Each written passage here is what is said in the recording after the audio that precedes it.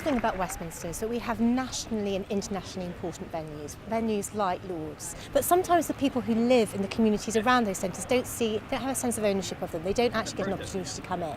And so actually by having a day where those doors are opened, it really connects the national, the international with their local communities.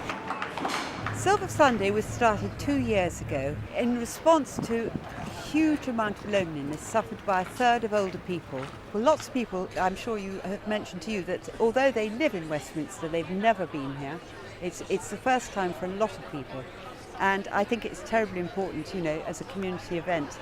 It's wonderful for people to be able to come here and say, I went to Lord's. This sort of thing, is just fantastic because it gets them out. They meet other people, they make friends. It's mixing in the community. Yes.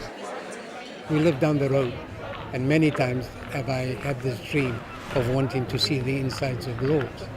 It was wonderful to speak to one of the ladies at the tea that you've so kindly put on to them this afternoon, asking her, has she ever been to a cricket match before? And on this occasion she had, but in the 1950s. She lives in Maid of Ale. So it's been 60 years since she last came to Lord's to see it, and yet she's lived on an doorstep all that time. I think that's why it's so important that you have people like a community officer, that you have a programme of events which bring people in. So today, as part of Silver Sunday, we've had volunteers from our own staff, from MCC and from JP Morgan volunteering as part of the day, and it's been absolutely fantastic.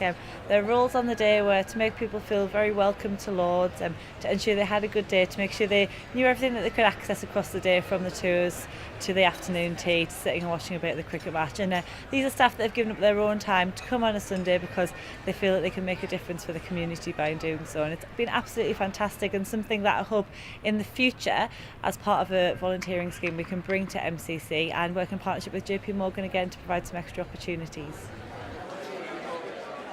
We have to decide what type of community we want to be in Westminster. We have to decide whether we want to be just a community of the extremely wealthy and the very vulnerable, or whether we want to try and form connections. And if the council is doing its role properly, it will be in connecting the national institutions, the fantastic facilities it has here, and the communities that live there. I think then you have a huge social element. You've got the idea that people should be able to watch cricket and feel that sense of ownership of the national sport, but being involved in some form of sort of trickle of activity throughout you, whether that's just playing social cricket here on the nursery ground, or just being able to watch cricket and maybe go away and play elsewhere, having been inspired by some of the cricket they see here.